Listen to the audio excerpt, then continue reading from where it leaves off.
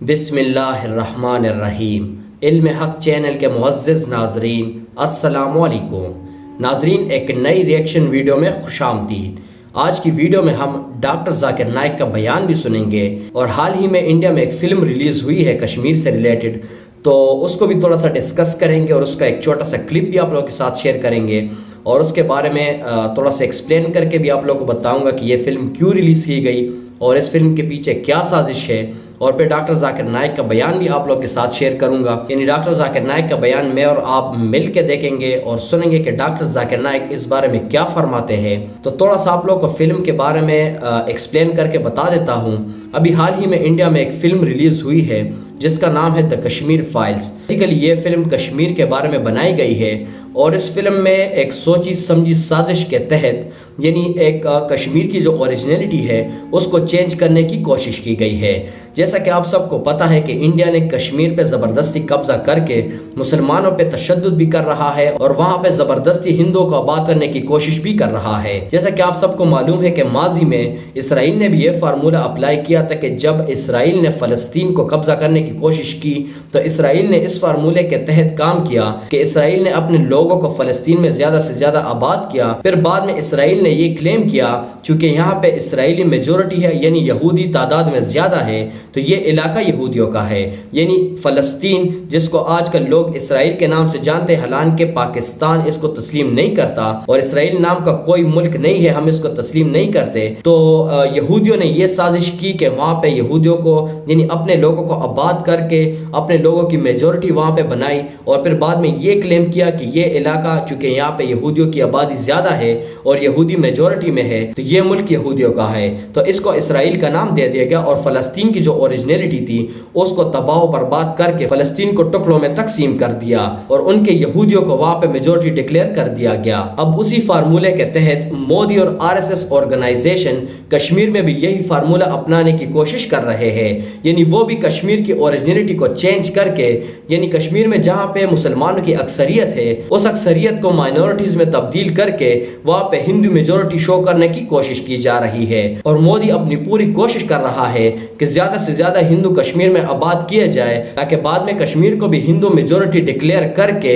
اس کو انڈیا کا حصہ بنا دیا جائے۔ جیسا کہ آپ سب کو معلوم ہے کہ ابھی حال ہی میں آرٹیکل 370 کشمیر سے ہٹایا گیا، جس کو مودی نے زبردستی یونائٹڈ نیشن کے قوانین کے خلاف جا کر کشمیر کو انڈیا کا زبردستی حصہ بنانے کی کوشش کی، اور کشمیروں پہ بدترین تشدد اور کرفیو شروع کر دیا۔ اب جیسا کہ آپ سب کو معلوم ہے کہ چائنا، رشیا، پاکستان اور کچھ عرب ممالک انڈیا کو یہ بتا رہے ہیں کہ آپ لوگوں نے مسلمانوں کی میجورٹی ایریا کو قبضہ کر کے کیوں رکھا ہے، اور آپ لوگ کشمیروں پہ تشدد کیوں کر رہے ہیں، حالانکہ وہاں پہ کشمیروں کی یعنی مسلمانوں کی میجورٹی ہے، تو آپ لوگ کا وہاں پہ کیا کام ہے؟ اور یونائٹڈ نیشن کے قوانین کے تحت کشمیر ایک انڈیپینڈنٹ ایریا ہے، یعنی کشمیری اگر چاہے تو پاکستان کے ساتھ رہے، انڈیا کے ساتھ رہے، یا پھر اپنا ایک علیحدہ ملک بنا کے علیحدہ رہے، پر آپ زبردستی کشمیریوں کو نہ تو انڈیا کے ساتھ ملا سکتے ہیں نہ ہی پاکستان کے ساتھ، یہ فیصلہ کشمیریوں کا ہے۔ اب مودی اسرائیل کا فارمولہ اپناتے ہوئے یہ کوشش کر رہا ہے کہ کشمیر میں زیادہ سے زیادہ ہندو آباد کیے جائے تاکہ مسلمانوں کی وہاں پہ مائنورٹی ہو اور ہندو کی میجورٹی بن جائے، تاکہ وہ لوگ یہ ڈکلیئر کر سکے اور یہ کلیم کر سکے بعد میں کہ یہاں پہ چونکہ ہندوؤں کی میجورٹی ہے تو یہ حصہ ہندوستان کے ساتھ ہوگا۔ اس لیے انڈیا میں BJP اور RSS کے مدد سے اور ان کے پلان کے تحت ایک فلم ریلیز کر دی گئی جس کا نام دا کشمیر فائلز ہے، اور اس فلم میں کشمیر کی اوریجنلٹی کو چینج کرنے کی کوشش کی جا رہی ہے، یعنی جہاں پہ لوگ انڈیا کو یہ بتا رہے ہیں کہ کشمیر میں مسلمانوں کی اکثریت ہے اور کشمیر میں صرف مسلمان ہی رہ رہے ہیں، تو آپ لوگ اس ایریا کو کلیم کیسے کر سکتے ہیں اور زبردستی کشمیر پہ قبضہ کیسے کر سکتے ہیں؟ مودی اور RSS نے اس فلم کے تحت یہ کوشش کی ہے کہ اس فلم میں یہ دکھایا گیا ہے کہ یہاں پہ پہلے یعنی کشمیر میں پہلے ہندوؤں کی میجورٹی تھی، یعنی ہندو یہاں پہ پہلے آباد تھے، لیکن مسلمانوں نے ہندو پہ بدترین تشدد کیا اور کافی ہندو پنڈتوں کو بھی قتل کیا، جس کے نتیجے میں ہندو پنڈت اور جتنے بھی ہندو وہاں پہ آباد تھے کشمیر میں تو ان لوگوں کو مجبوراً کشمیر چھوڑ کر انڈیا میں بسنا پڑا۔ تو اب مودی یہ کوشش کر رہا ہے کہ کسی طریقے سے لوگوں کی سوچ کو بدل کر اور کشمیر کی اوریجنلٹی کو تبدیل کر کے لوگوں کو یہ بتایا جائے کہ کشمیر میں پہلے ہندو آباد تھے، یعنی کشمیر ہندو کی میجورٹی کا علاقہ تھا، وہاں پہ صرف ہندو ہی آباد تھے، لیکن مسلمانوں نے زبردستی وہاں پہ گھس کے وہاں پہ آباد ہو کر ہندوؤں پہ تشدد کیا، ہندو پنڈتوں کو سرعام قتل کرتے رہے جس کی وجہ سے مجبوراً ہندوؤں کو کشمیر چھوڑ کر ہندوستان میں آباد ہونا پڑا۔ تو بیسیکلی اس فلم کے تحت اور اس فلم کے ذریعے مودی چاہتا ہے کہ لوگوں کی سوچ کو تبدیل کیا جائے اور لوگوں کو یہ بتایا جائے کہ کشمیر کی اوریجنیٹی مسلمانوں کی اکثریت نہیں تھی، بلکہ کشمیر میں پہلے ہندو آباد تھے اور یہ ہندو کی میجورٹی کا علاقہ تھا۔ جس طرح اسرائیل یہ کلیم کرتا ہے کہ سینکڑوں ہزاروں سال پہلے فلسطین کا علاقہ یہودیوں کے انڈر تھا اور یہاں پہ یہودی آباد تھے اور یہودیوں کو زبردستی یہاں سے ہٹایا گیا تھا، تو اس لیے وہ اس علاقے کو کلیم کرتے ہیں اور یہ بتاتے ہیں کہ یہاں پہ ہمارا ہیکل سلیمانی تھا اور یہ علاقہ ہمارا ہے، یہاں پہ مسلمانوں کی اکثریت نہیں ہے، یہاں پہ یہودیوں کی اکثریت ہے۔ اور اسی بنا پر، اسی کلیم کی وجہ سے یہودی وہاں پہ زیادہ سے زیادہ آباد ہو رہے ہیں اور مسلمانوں پہ بدترین تشدد کر رہے ہیں۔ تو یہی فارمولہ اپناتے ہوئے مودی بھی چاہ رہا ہے کہ کسی طریقے سے کشمیر کی اوریجنیٹی کو چینج کر کے لوگوں کی سوچ کو تبدیل کر کے ان کے ذہن میں یہ بات ڈال دی جائے، یعنی ویسٹرن یونین میں جتنے بھی لوگ ہیں اور یونائٹڈ نیشن میں جتنے بھی لوگ ہیں ان کے ذہن میں یہ بات ڈالی جائے کہ یہاں پہ پہلے ہندو آباد تھے اور یہ ہندو کی میجورٹی کا علاقہ تھا اور یہاں پہ مسلمان زبردستی آباد ہو گئے تھے اور ہندو کا قتل عام کر رہے تھے، ہندو پنڈتوں کا قتل عام کر رہے تھے، تو مجبوراً ہندو کو یہ علاقہ چھوڑنا پڑا تھا۔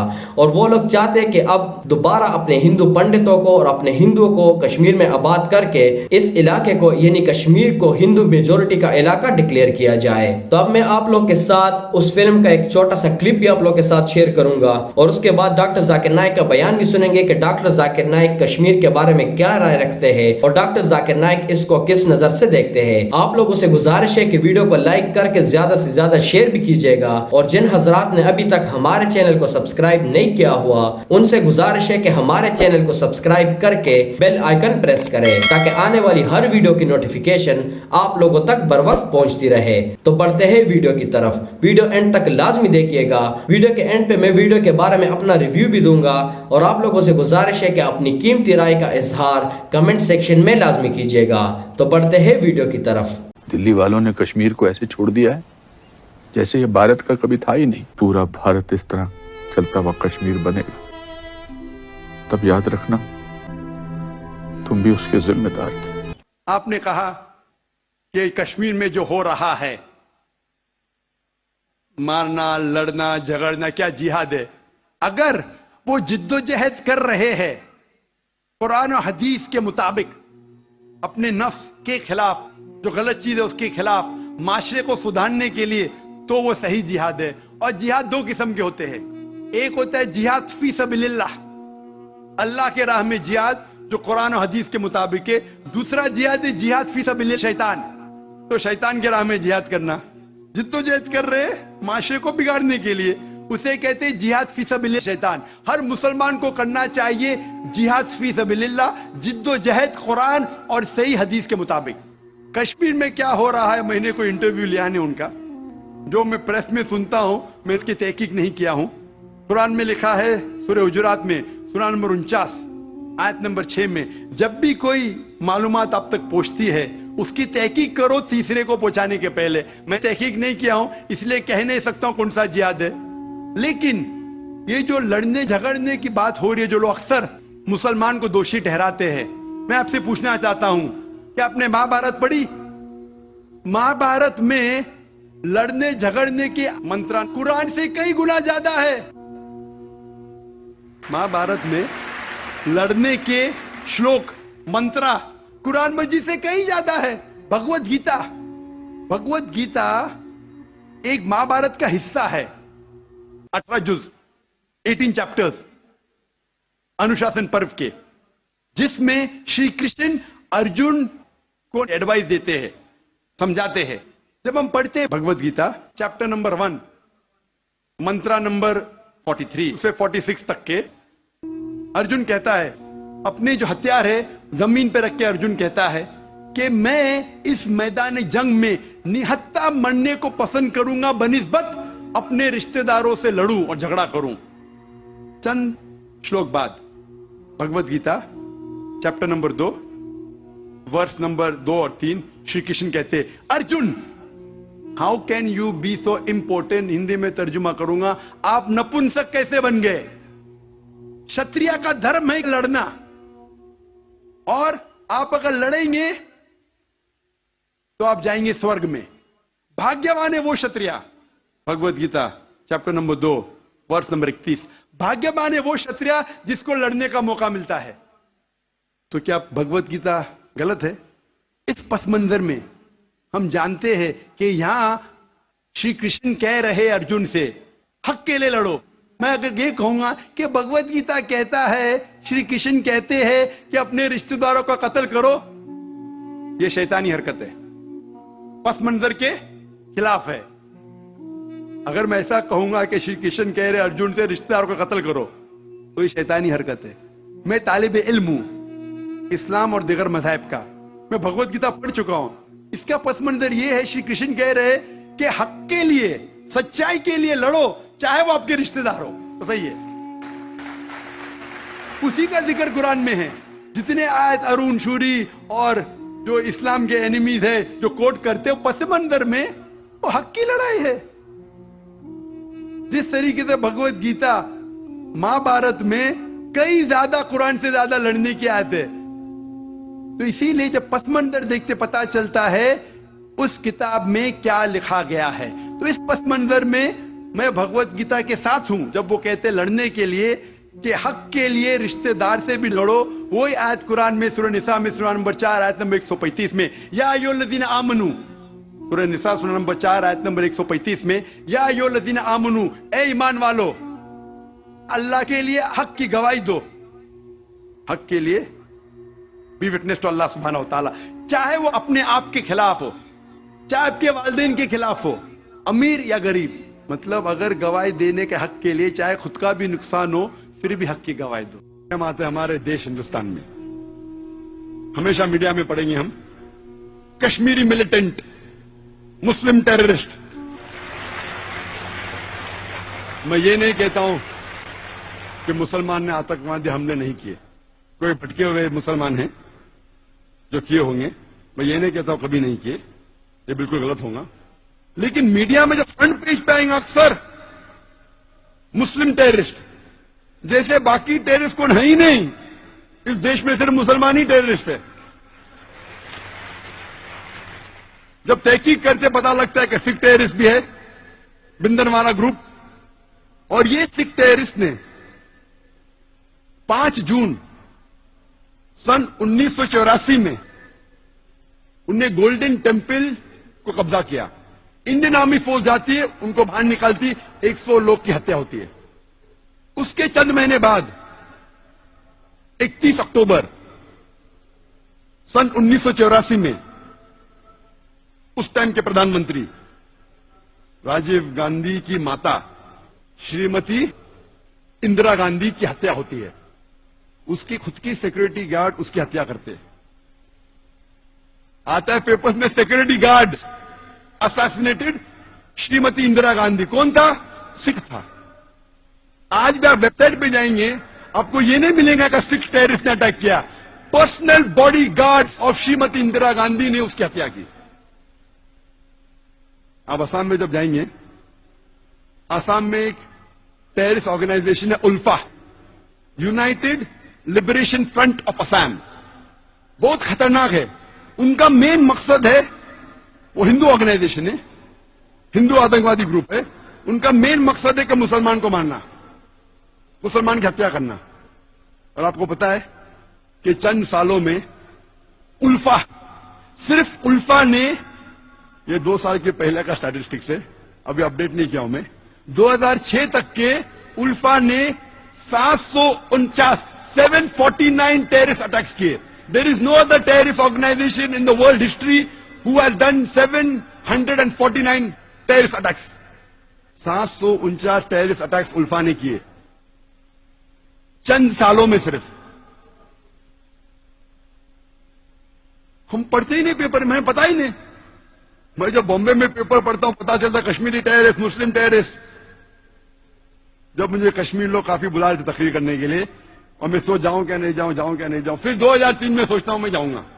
अल्हम्दुलिल्लाह वहां की गवर्नमेंट पूरा इंतजाम करती है, और 14 साल के बाद सबसे पहली बार खुले आम पोलो ग्राउंड में तकरीर करने की परमिशन देती है। माशाअल्लाह 1 लाख से ज्यादा लोग वहां मौजूद होते।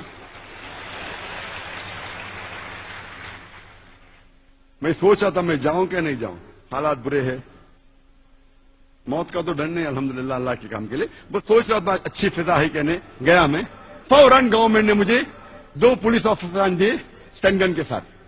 मैं वहां गया, तकरीर किया, चीफ मिनिस्टर से मिला, गवर्नर ने मुझे बुलाया डिनर के लिए, ब्रेकफास्ट के लिए, काफी मिनिस्टरों से मिला। हालात तो लग रहे थे, लेकिन मुझे कुछ महसूस नहीं हुआ कि 2 बॉडीगार्ड्स की जरूरत थी। चंद महीने बाद मैं जाता हूं आसाम में, एयरपोर्ट पे उतरता हूं, उतरते ही 4 पुलिसमैन स्टन गन के साथ। 4 पुलिस, आसाम में क्या जरूरत है?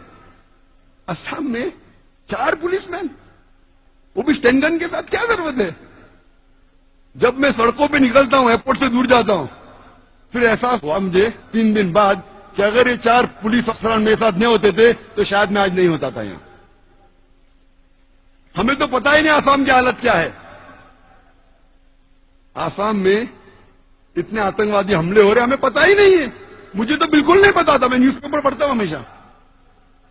वहां जाने के बाद पता चला, इंटरनेट पे तहकीक करने के बाद पता चला कि वहां की terrorist organisation is one of the most dangerous, बहुत खतरनाक। ऐसे कई टेररिस्ट ऑर्गेनाइजेशन असम में, बोडो, मिजोरम में कई क्रिश्चियन ऑर्गेनाइजेशन है, मीजो क्रिश्चियंस ऑफ नागा, वो भी आतंकवादी हमले करते। और एक हमला किया था 2 अक्टूबर को, 2 तारीख अक्टूबर के सन 1984 में 44 हिंदू लोगों का कत्ल करते ये क्रिश्चियन ऑर्गेनाइजेशन, और कई लोग को जख्मी करते। खाली क्रिश्चियन लोग ने कितने हमले किए हिंदुस्तान में वक्त नहीं है, क्योंकि 10 बजे तकरीबन। जी तो नाजरीन, तो जैसा कि आप लोगों ने वीडियो देखी, तो बेसिकली डॉक्टर जाकिर नाइक ने ये बताने की कोशिश की है कि दुनिया भर में, जैसा कि आप सबको मालूम है कि जहाँ पे कुछ भी होता है तो वो सारा इल्ज़ाम मुसलमानों पे लगा देते हैं, और मुसलमान के नाम को, मुसलमानों को दहशतगर्द की नज़र से देखा जाता है। तो इसके पीछे वही ऑर्गेनाइजेशन है जो कि इस्लाम के ख़िलाफ़ काम करते हैं, जिसको इस्लामोफोबिया भी कहते हैं, और वो लोग मुसलमानों को बदनाम करने की कोशिश कर रहे हैं। यानी वो नहीं चाहते कि मुसलमान दुनिया में तरक्की करे, मुसलमान दुनिया में आगे बढ़े, मुसलमान दुनिया में अमन के साथ रहे। दुनिया में कुछ भी हो जाए वो इस्लाम पे लगा देते हैं, मुसलमानों पे लगा देते हैं, और वो लोग दुनिया में यही नजरिया फैलाने की कोशिश कर रहे हैं कि मुसलमान दहशतगर्द है, और दुनिया में जितने भी दहशतगर्दी के वाक़यात होते हैं उनके पीछे मुसलमानों का हाथ होता है। तो डॉक्टर जाकिर नाइक ने इंडिया के हालात को मद्देनजर रखते हुए सारा कुछ एक्सप्लेन करके ही बताया कि इंडिया में आज तक जितने भी टेररिस्ट अटैक हुए उनमें 80% जितने भी अटैक हुए वो सारे हिंदुओं ने किए। डॉक्टर जाकिर नाइक ने ये बताया कि दुनिया की तारीख में इतने टेररिस्ट अटैक किसी ऑर्गेनाइजेशन ने नहीं किए जितना कि हिंदू दहशतगर्दों ने 2 साल में किए। तो मुझे तो वीडियो बहुत ही ज्यादा जबरदस्त लगी, जिस तरीके से डॉक्टर जाकिर नाइक ने अच्छे तरीके से एक्सप्लेन करके एग्जाम्पल्स के थ्रू समझाया, तो उस लिहाज से तो वीडियो मुझे बहुत ही ज़्यादा ज़बरदस्त लगी। आप लोग का वीडियो के बारे में क्या ख्याल है, अपनी कीमती राय का इजहार कमेंट सेक्शन में लाजमी कीजिएगा। वीडियो को लाइक करके ज़्यादा से ज़्यादा शेयर भी कीजिएगा, और जिन हजरात ने अभी तक हमारे चैनल को सब्सक्राइब नहीं किया हुआ उनसे गुजारिश है कि हमारे चैनल को सब्सक्राइब करके बेल आइकन प्रेस करें, ताकि आने वाली हर वीडियो की नोटिफिकेशन आप लोगों तक बर वक्त पहुँचती रहे। तो मिलते हैं नेक्स्ट वीडियो में, तब तक के लिए अपना ख्याल रखिएगा। अल्लाह हाफिज़।